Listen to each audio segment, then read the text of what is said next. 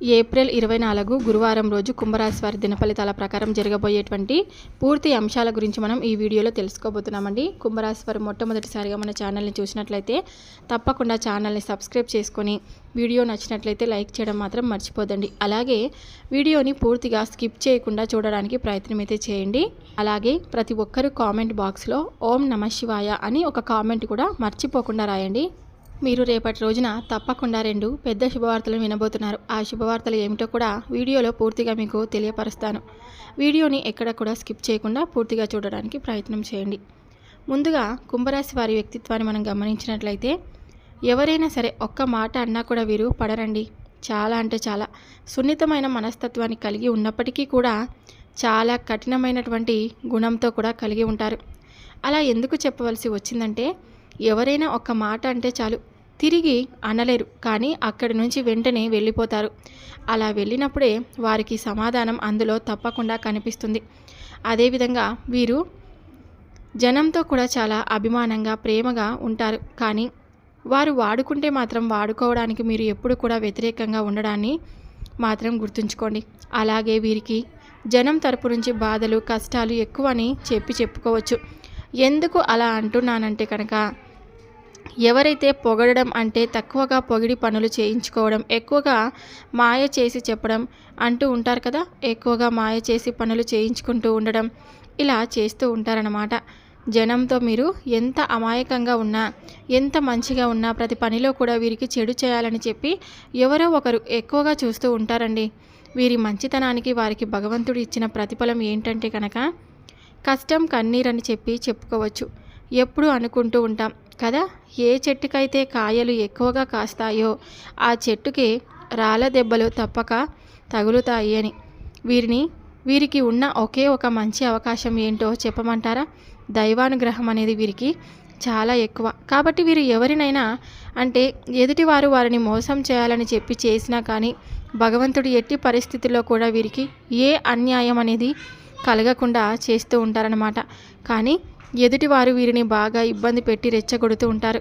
చాలామంది అనుకుంటూ ఉంటారు వీరు ఎక్కువగా అరుస్తూ ఉంటారు, కోపడుతూ ఉంటారు అని చెప్పి, కానీ వీరు చాలా ప్రశాంతంగా ఉంటారు. చాలా మంచిగా ట్రై చేస్తారు ఉండడానికి. కానీ ఎదుటివారు మాత్రం ఎక్కువగా వీరిని బాగా ఇబ్బంది పెట్టి బాగా రెచ్చగొడతారనమాట. అప్పుడు వీళ్ళు అరిచినప్పుడు మళ్ళీ వీరిపై వ్యక్తిగతంగా పగను పెంచుకుంటారు. వీరి మీద ద్వేషాన్ని పెంచుకుంటారు, తప్పుగా మాట్లాడతారు.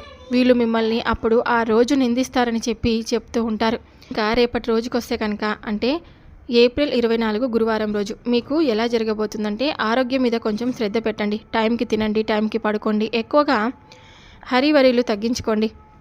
ఇవన్నీ తగ్గించుకోవడం వల్ల మీ ఆరోగ్యం అనేది కూడా ఇంకా బాగుంటుందని చెప్పుకోవచ్చు. ఇక మీరు రేపటి రోజున కూడా మీకు డబ్బు అనేది చూస్తారండి. ఆర్థికంగా వ్యాపార పరంగా కూడా మీరు చేస్తున్న బిజినెస్ పరంగా కానీ ఉద్యోగ పరంగా కానీ మీకు డబ్బులు ఎక్కువగా వచ్చే సూచనలు అయితే తప్పకుండా కనిపిస్తున్నాయని చెప్పుకోవచ్చు. కాబట్టి డబ్బు అధికంగా వస్తుంది కదా అని చెప్పి ఖర్చులు ఎక్కువగా చేయకుండా డబ్బును నిలుపుకునే ప్రయత్నం అయితే తప్పకుండా మీరు చేస్తూ ఉండండి. ఇక వివాహం కోసం ఎవరైతే ఎదురు చూస్తూ వివాహ యోగం కూడా కలిసొచ్చే భాగ్యం ఈ సంవత్సరంలో తప్పకుండా మీకు కనిపిస్తుంది.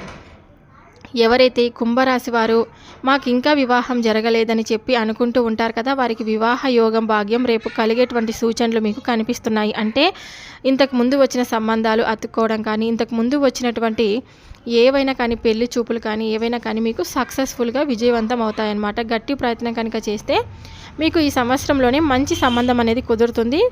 వివాహం జరిగేటువంటి సూచనలు కూడా ఉన్నాయి. అంతేకాకుండా మీరు రేపటి రోజున కొంచెం సరదాగా బయటకు వెళ్తారనమాట.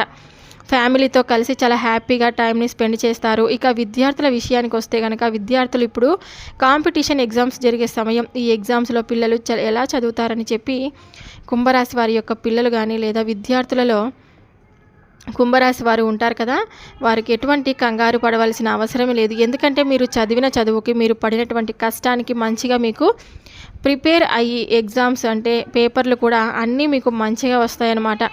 అంత టెన్షన్ పడాల్సిన అవసరమే లేదండి. మీరు ఊహించిన దానికంటే కూడా ఎక్కువ మార్కులతో పాస్ అయ్యేటువంటి యోగం అయితే మీకు కనిపిస్తుందన్నమాట. ఇక వ్యాపారస్తులు కూడా ఈ తప్పకుండా రేపటి రోజున చాలా అద్భుతంగా కలిసి వస్తుంది. చక్కగా కలుసుబాటుతనంగా ఉంటుందన్నమాట.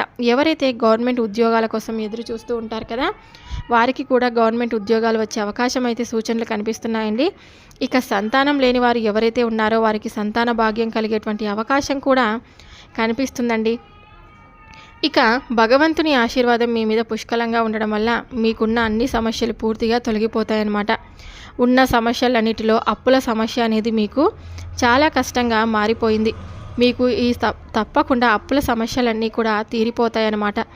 గతంతో పోల్చుకుంటే ఇప్పుడు ప్రస్తుత రోజుల్లో మీకు సమస్యలు చాలా వరకు తగ్గుతాయి. కాకపోతే మీరు తెలుసుకోవాల్సినది ఏంటంటే కనుక మీరు జనాలతో తక్కువగా ఉండండి.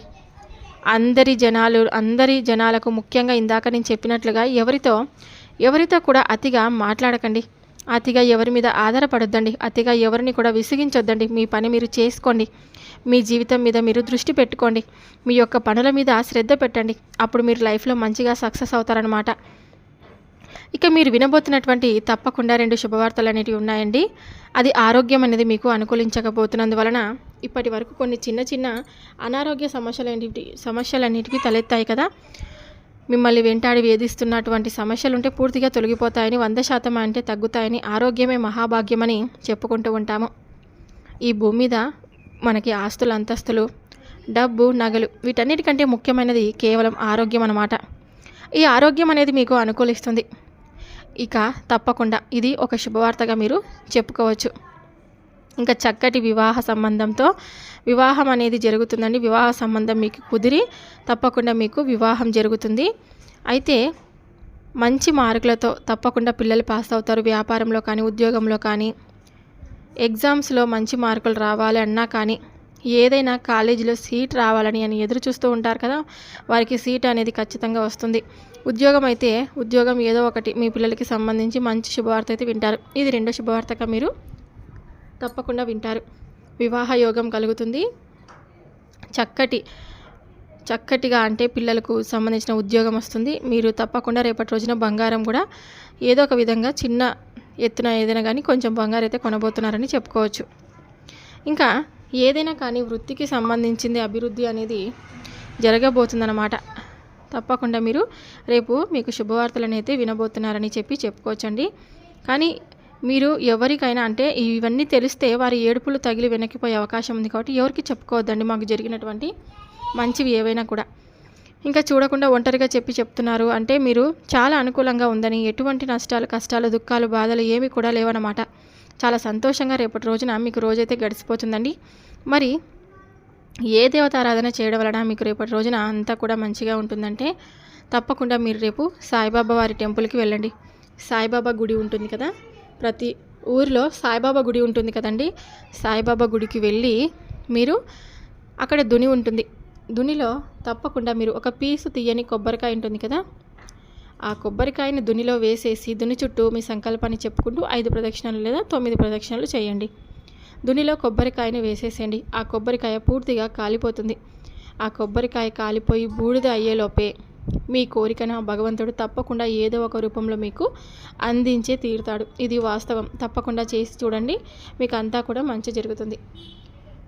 ఇంకా ఇవన్నీ కూడా మీకు విన్న తర్వాత మీ మనసు కుదుట పడింది. అలాగే ఏ దేవుడిని మనం రేపు పూజించడం వలన అంతా కూడా అనుకూలంగా ఉంది అనేటువంటి పూర్తి అంశాల గురించి ఈ వీడియోలో తెలుసుకున్నారని అనుకుంటూ ఇక సెలవు తీసుకుంటున్నాను. కుంభరాశి వారు మొట్టమొదటిసారిగా మన ఛానల్ని ఎవరైతే చూస్తున్నారో తప్పకుండా ఛానల్ని సబ్స్క్రైబ్ చేసుకొని వీడియో నచ్చినట్లయితే లైక్ చేయడం మాత్రం మర్చిపోదండి. మరొక వీడియోతో మళ్ళీ కలుద్దాం. Thank you for watching.